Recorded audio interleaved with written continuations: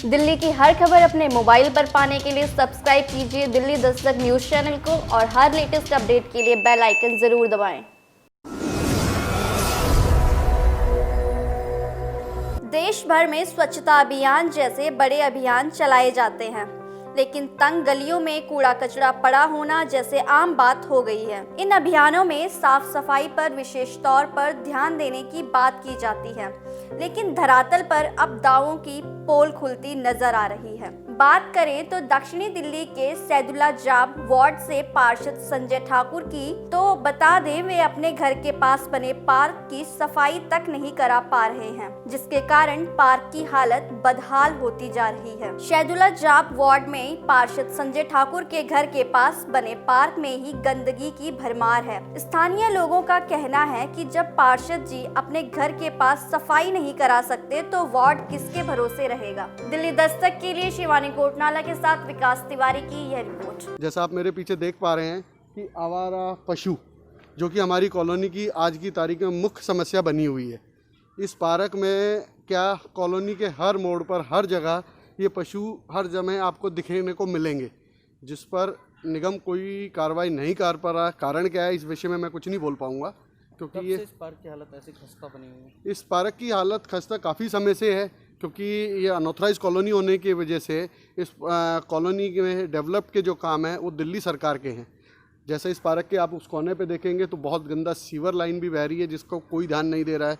Park के हालात हैं ये दिल्ली सरकार के अंडर आते हैं, लेकिन यहाँ पर कोई भी काम नहीं हो पा रहा। कितने परेशान होते हैं? परेशान इसमें इतने हैं कि हम लोग कह नहीं सकते, हमारे बच्चे यहाँ नहीं खेल सकते, क्योंकि हर समय कहीं ना कहीं बच्चों को आवारा पशुओं से जान का खतरा रहता है।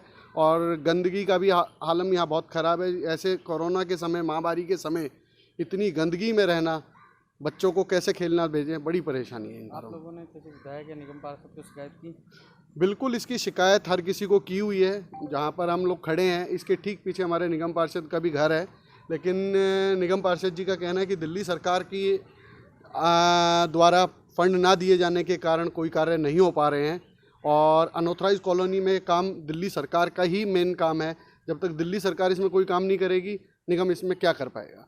रही बात आवारा पशुओं की, इस विषय में हमारा निगम का कार्य ये ज़रूर है कि इन पशुओं को ले जाकर गौशाला में छोड़े, जिसमें कहीं ना कोई कमी ज़रूर है। ये पार्क की हालत तो काफ़ी सालों से हम लोग इसको देख रहे हैं। हमारे बच्चे यहाँ खेलने आते हैं, बड़े बूढ़े यहाँ वॉक करने आते हैं, लेकिन इस गंदगी की वजह से इसमें आना जाना बंद कर दिया है।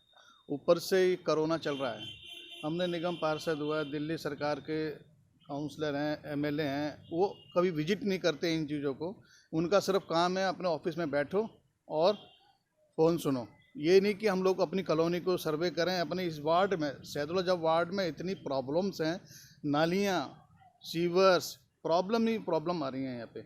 तो मैं तो चाहूँगा कि ये हमारे काउंसलर जो प्रेजेंट काउंसलर हैं दोनों, एक बीजेपी से हैं और एक इससे दिल्ली सरकार के, दिल्ली सरकार द्वारा जो राजबनी जो नॉमिनेटेड काउंसलर अपॉइंट किए गए हैं त्रिलोकदीप, उनका मुख्य रोल इस वजह से हम कह सकते हैं क्योंकि विधायक और दिल्ली सरकार के प्रतिनिधित्व वो करते हैं, लेकिन वो भी इस कॉलोनी का भाग होने के बावजूद इस कॉलोनी के लिए ना कुछ कर रहे हैं, ना कोई सुनवाई है, ना विधायक द्वारा और ना ही किसी और अन्य अधिकारी द्वारा। एमएलए जब से ये कोरोना सीजन में आज तक हमने अपने एमएलए को जिस दिन से वो विनर बन के यहाँ से गए हैं, श्री करतार तंवर जी को हमने अपने वार्ड में कभी देखा ही नहीं। दोबारा जीतने के बाद से वो उन्होंने हमारी फ्रीडम फाइटर में आज तक वो एक भी सर्वे नहीं किया।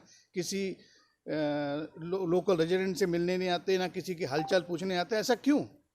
सिर्फ आप जीतने के लिए ही आते हो यहाँ पे, वोट मांगने के लिए आते?